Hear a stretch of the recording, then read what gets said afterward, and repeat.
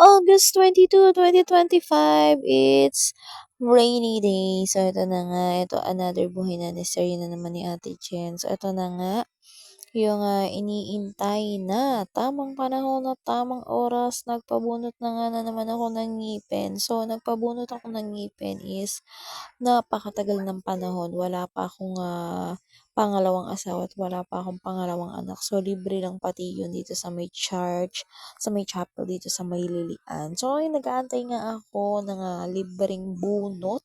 Eh, wala naman talaga akong matsyempuhan. At wala rin namang bunot dito sa center ng PAMI. Kaya yun na nga, at nagbakasakali rin ako sa center ng siniluan. Eh, ang kaso mo nga ay hindi sila tumatanggap ng magpapabunot na hindi taga siniluan. Opo, nagtanong na nga ni ako. So, ganun din sa mga ibang bayan. So, hindi ko alam kung bakit. So, kayo na lang yung magpaliwanag dyan sa comment section kung bakit nga ba. At ito na nga, dahil nga lagi sumasakit yung aking bagang na sabi ko nga sa inyo is 2023 pinalinis ko 'to at ang sabi nga nung dentist din na pagpapabunutan ko ay ibalik ko after malinis at papastahan. Kaso nga lang siyempre dahil makulit ako ay ito na ang naging ending. Lumaki ng lumaki ang butas hanggang sa ayan lagi na lang sumasakit. Alam mo yung sakit na talagang 'pag hinit-hit mo siya biglang merong ay naku grabe sa sinasabi ko sa'yo mapapahinto ka na lang sa ginagawa mo, mapapaiyak ka na, mapapasabi ka ng mapapatawag ka na lang talaga ng mga santo ta's kung sino-sino na lang yung sisisihin ko kasi nga ang sakit, charot.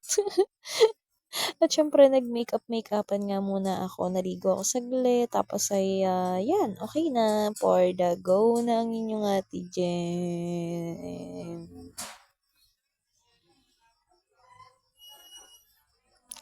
At ito na nga ni mabilis lang. So, sinundo ko lang yung aking Mother Earth, oo. So, ako yung may asawa na pero 'pag mga ganitong mga ano, nagpapasama pa ako sa aking nanay.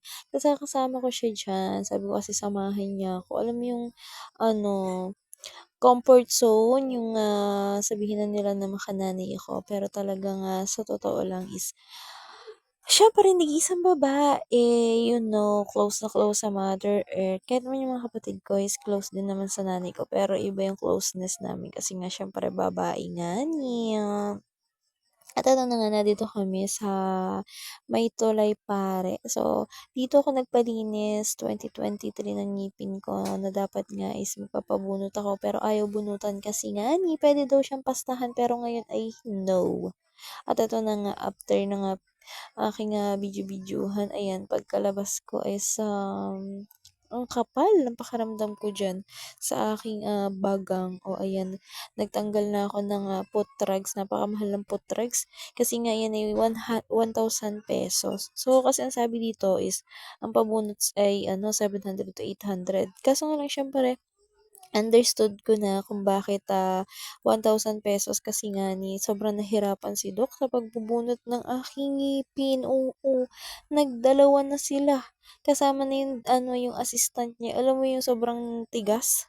Sa totoo naman talaga is naghanap muna ako ng mga mura na pagpapabunutan nitong aking ngipin.